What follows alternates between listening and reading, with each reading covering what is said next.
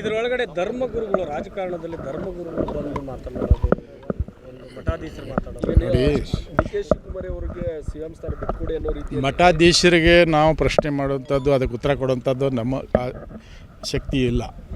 ಮಠಾಧೀಶರು ಅವರು ಸುಪ್ರೀಂ, ಅದ್ರ ಬಗ್ಗೆ ನಾನು ಹೇಳೋಕ್ಕಾಗಲ್ಲ. ಅದು ಬಿಟ್ಟು ಕೊಡಬೇಕು ಅಂತೇಳಿ ನಿರ್ಮಲಾ ಅದು ನಾನು ಹೇಳೋದು ಎಷ್ಟು ಸರಿ? ನಾನು ನೋಡಿಲ್ಲ, ಅದು ನೋಡಿ ಹೇಳ್ತೀನಿ. ನೀವು ಆಕಾಂಕ್ಷಿ ಅನ್ನೋದೊಂದು ಸರ್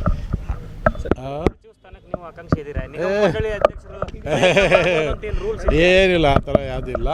ನಮ್ಮ ಜಿಲ್ಲೆಗೆ ಸಚಿವ ಸ್ಥಾನ ಕೊಡಬೇಕು.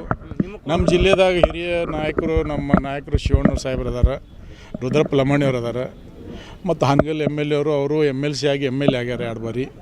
ಈ ನಮ್ಮ ಜಿಲ್ಲೆಗೆ ಸಚಿವ ಸ್ಥಾನ ಕೊಡಬೇಕು. ಏನು ಹಿರಿಯರಿಗೆ ಪರಿಗಣಿಸಬೇಕು. ನಮ್ಮ ಜಿಲ್ಲೆಗೆ ಸಚಿವ ಸ್ಥಾನ ಕೊಟ್ಟರೆ ನಮ್ಮ ಜಿಲ್ಲೆಯ ಅಭಿವೃದ್ಧಿಗೆ ಹೆಚ್ಚಿನ ಅವಕಾಶ ಸಿಗ್ತೈತಿ.